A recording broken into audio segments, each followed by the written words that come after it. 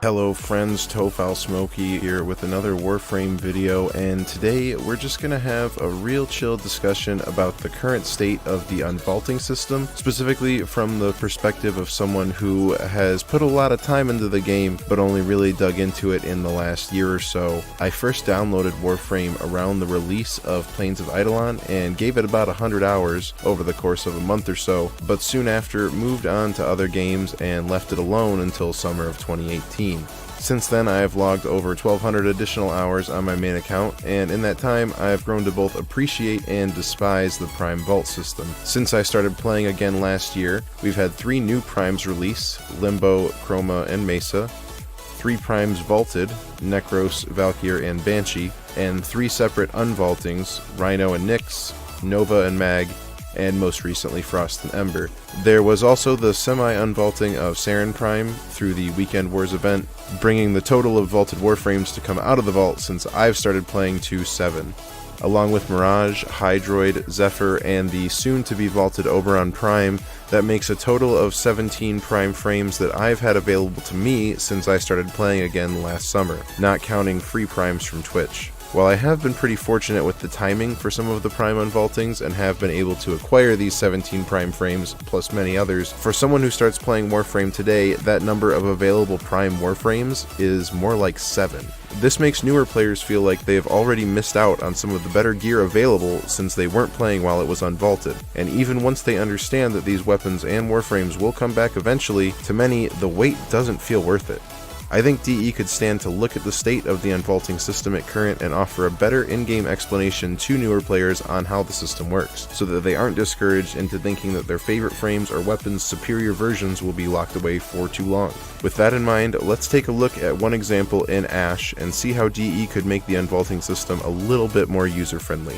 Ashe is a Warframe that, despite having nearly 1,400 hours in-game, I never actually played much until recently. For a long time, I was discouraged from giving Ashe an Orokin Reactor or any Forma since I knew the Prime existed and I didn't have it. Ashe Prime was given out to all players last summer over the Twitch drops fiasco during TennoCon, but I didn't log into Warframe during the time window to receive him. Ashe has been vaulted since May of 2017, meaning that unless you got him for free through Twitch, any Tenno who signed up around the Plains of Eidolon hype or after, like me, have not had any opportunity to obtain Ashe Prime, and I'm sure I'm not the only one who hasn't put any time into Ashe simply because of not having the Prime version. When Frost and Ember re-entered the vault this week, I thought surely we would now see Ashe Prime finally released from his long exile, but no.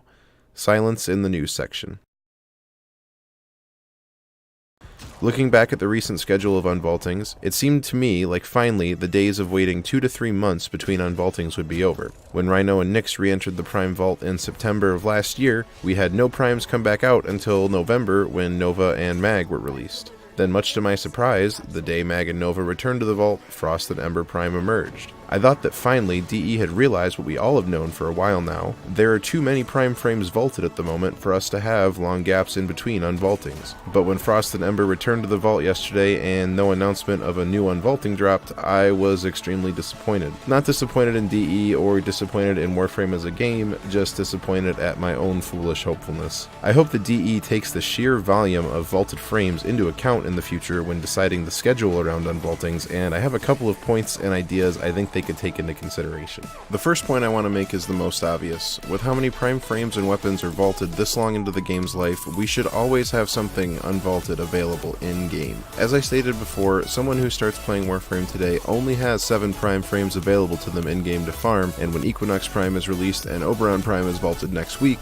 many players will be missing out on the chance to obtain him when he's gone as well. With no unvaulting currently active, newer players are especially likely to think that if they miss out on this Warframe now, they might never obtain him without paying. If DE kept the unvaulting schedule moving in a way that gave us at least something unvaulted at all times, it would be more obvious to newer players that the items that might seem like ancient lost treasures at first will actually be available again eventually. But why do they occasionally take breaks between unvaultings now? Well, the answer is the same as why the Prime Vault exists in the first place: to keep the value of all but the most common Prime frames high and maintain an economy around them. After having Mag, Nova, Frost, and Ember Prime all unvaulted in the last few months, the prices of all of those frames has dropped significantly from their pre-unvaulting states, and will likely stay much lower for quite some time. By inserting breaks in between unvaultings, DE allows the economy to start to build back up again, before dumping the price on another 2 or 3 frames by unvaulting more. This worked fine when there was a more even balance between vaulted primes and those farmable in-game, but with 7 Prime Warframes currently available to players and more than double that in the vault, I think we're at a point where there are more than enough Prime Warframes to sustain a respectable economy around them, even with more frequent unvaultings. But if DE is really worried about the prices of their vaulted Warframes, there are options to keep the economy moving and allow the system to be more rewarding to both newer players looking to farm these primes for the first time or veterans looking to get sets to sell. Which brings me to my second point. Prime frames should be unvaulted only 1 or 2 at a time as opposed to the traditional 2 or 3, and in exchange there should always be at least 1 frame unvaulted at all times. Looking at the last year of unvaultings, 7 different Warframes have been re-released back in game since February of 2018. Loki, Ember, and Frost from February through April of 2018 is the earliest one to look at here. Then we had a 3-month break in unvaultings before Rhino and Nyx were released in July. Then when they returned to the vault in September, we had another 2-month break before Nova and Mag came out. Then most recently, Frost and Ember were re-released the day Nova and Mag returned in January.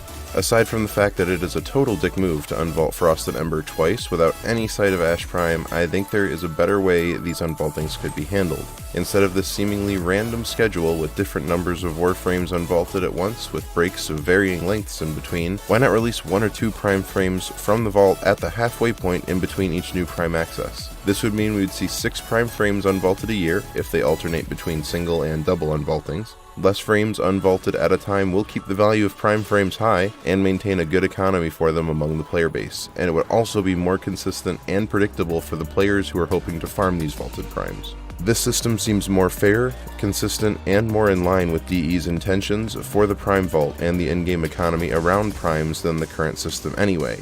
I can't think of any reason why DE wouldn't want to implement a more reliable schedule like this, but if you see any downsides, please let me know in the comments.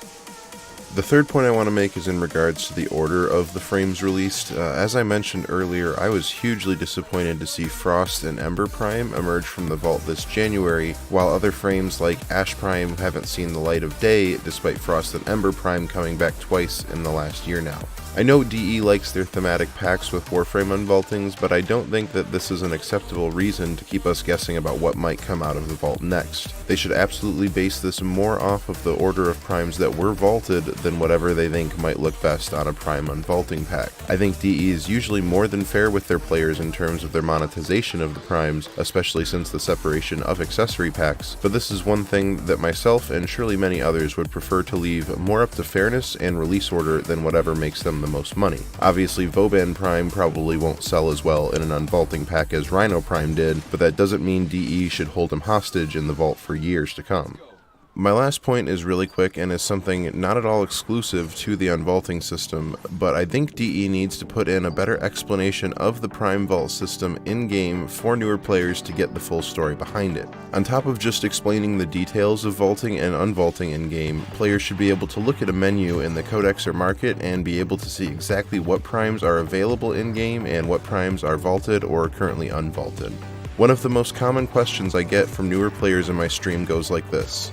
Hey Smokey, I want to get blank Prime, but I don't have any relics for it. How do you get that? Followed by a long, disappointing explanation that the thing they were so excited to try to earn may not be available in-game for months or even years if they don't want to pay plat for it. Some new players are fine with this and will simply wait for unvaultings or trade for these items, but to some, this is a huge kick in the nuts if they're really enjoying a weapon or Warframe with a vaulted Prime version. An earlier, more upfront explanation of the Prime Vault system would help alleviate at least some of these moments.